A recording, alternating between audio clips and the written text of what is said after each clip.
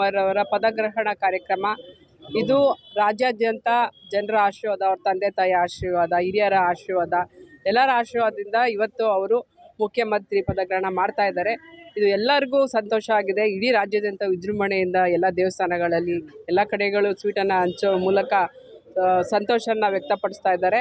ಈ ದಿನ ಇವತ್ತು ನಮ್ಮ ಉತ್ರಳ್ಳಿ ಭಾಗದ ಎಲ್ಲ ಅಕ್ಕಪಕ್ಕದ ಎಲ್ಲ ಕಾರ್ಯಕರ್ತರು ಎಲ್ಲರೂ ಬಂದಿದ್ದಾರೆ. ಇವತ್ತು ಪೂಜೆಯನ್ನು ಉತ್ರಳ್ಳಿ ಆಂಜನೇಯ ಸ್ವಾಮಿ ದೇವಸ್ಥಾನದಲ್ಲಿ ಪೂಜೆಯನ್ನು ಇಟ್ಕೊಂಡಿದ್ವಿ. ಅವರಿಗೆ ನಮ್ಮೆಲ್ಲರ ಇಂದನೂ ಅವರಿಗೆ ಒಂದು ಅಭಿನಂದನೆಗಳನ್ನ ಹೇಳ್ತೇನೆ. ಮತ್ತು ಮುಂದೆ ಇಡೀ ರಾಜ್ಯಾದ್ಯಂತ ಬೆಂಗಳೂರು ಎಲ್ಲ ಇನ್ನೂ ಹೆಚ್ಚು ಅಭಿವೃದ್ಧಿ ಆಗುತ್ತೆ ಅಂತ ನಾವೆಲ್ಲರೂ ಆಶೆ ಇಟ್ಕೊಂಡಿದ್ವಿ. ಖಂಡಿತ ಆಗುತ್ತೆ. ಈ ದಿನ ತುಂಬ ಸಂತೋಷದ ಸುದ್ದಿ. ಯಾಕೆಂದರೆ ನಮ್ಮ ಮುಖ್ಯಮಂತ್ರಿ ಡಿ ಕೆ ಶಿವಕುಮಾರ್ ಇವತ್ತು ಆಗ್ತಾ ಇದ್ದಾರೆ.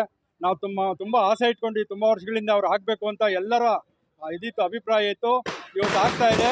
ಆ ಕಾರಣಕ್ಕೆ ಇವತ್ತು ಎಲ್ಲರ ಖುಷಿಯಿಂದ ಇವತ್ತು ವಿಶೇಷ ಪೂಜೆ ಕೊಡ್ತಾರೆ ದೇವಸ್ಥಾನಗಳಲ್ಲಿ. ಡಿ ಕೆ ಶಿವಕುಮಾರ್ ಇವತ್ತು ಚಾರ್ಜ್ ತೊಗೊತಾ ಇದ್ದಾರೆ. ಕರ್ನಾಟಕ ಅಭಿವೃದ್ಧಿ ಮಾಡಬೇಕು ಅಂತ ಅವರ ಗುರಿ ಇದೆ. ಮುಂದಿನ ದಿನಗಳಲ್ಲಿ ಕರ್ನಾಟಕವನ್ನು ಯಾವ ರೀತಿ ಅಭಿವೃದ್ಧಿ ಮಾಡ್ತಾರೆ ಅನ್ನೋದು ಇಂಪಾರ್ಟೆಂಟ್ ಆಗುತ್ತೆ.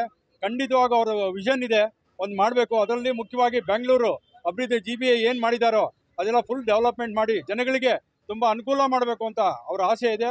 ಖಂಡಿತ ನೆರವೇರುತ್ತೆ. ನಾವೆಲ್ಲ ಜೊತೆಲಿ ಕೆಲಸ ಮಾಡ್ತಾ ಇದ್ದೀವಿ. ಈಗ ಇವತ್ತು ಎಲ್ಲ ವಿಶೇಷ ಪೂಜೆ ಆಂಜನೇಯ ಸ್ವಾಮಿ ಹತ್ರ ಕೇಳ್ಕೊಳ್ತಾ ಇದ್ದೀವಿ. ಎಲ್ಲರಿಗೂ ಒಳ್ಳೇದಾಗಬೇಕು, ದೇವರು ಅವ್ರಿಗೆಲ್ಲ ಆಶೀರ್ವಾದ ಐಶ್ವರ್ಯ ಎಲ್ಲ ಕೊಡಬೇಕು ಅಂತ, ನಮ್ಮೆಲ್ಲರ ಕಾರ್ಯಕರ್ತರಿಗೂ ಶಕ್ತಿ ತುಂಬಬೇಕು, ಎಲ್ಲ ಒಳ್ಳೇದಾಗಬೇಕು ಅಂತ ಇವತ್ತು ಬಯಸ್ತಾ ಇದ್ದೀನಿ. ನಮಸ್ಕಾರ. ನಾವು ನಮ್ಮ ಉತ್ರಳ್ಳಿ ಆಂಜನೇಯನ ಯಾವಾಗೂ ಅಷ್ಟೇ ಚಿಕ್ಕ ವಯಸ್ಸಿಂದ ನೋಡಿದ್ದೀವಿ. ಅವರ ಏನೇ ಒಂದು ಆಂಜನೇಯನ ನಾವು ಪೂಜೆ ಮಾಡಿಕೊಂಡು ಮೊದಲನೇದಾಗಿ ಯಾವತ್ತೂ ಶ್ರೇಯಸ್ಸು ಆಯಸ್ಸು ಹೆಚ್ಚಿಗೆ ಆಗುತ್ತೆ. ಏನೇ ಇದು ತುಂಬ ಹಲವಾರು ನಮ್ಮಂಥ ಯೂತ್ಸ್ ಆಗ್ಬೋದು, ಇಲ್ಲ ಯಾರು ನಮ್ಮ ಕಾಂಗ್ರೆಸ್ ಪಕ್ಷದಲ್ಲೆಲ್ಲ ಕಟ್ಟಾಳುಗಳಿದ್ದಾರೆ, ಅವ್ರಿಗೊಂದು ಆಸೆ ಇತ್ತು. ನಮ್ಮ ಡಿ ಕೆ ಶಿವಕುಮಾರ್ ಸರ್ ಪಕ್ಷ ಸಂಘಟನೆ ಆಗಲಿ, ಮತ್ತು ಯಾವುದ್ಯಾವುದು ಈ ಮೇಕೆದಾಟು ಒಳ್ಳೊಳ್ಳೆ ಪಾದಯಾತ್ರೆ ಹಿಂದಿಡ್ದೆಲ್ಲ ತುಂಬ ಚೆನ್ನಾಗಿ ಮಾಡಿದ್ರು.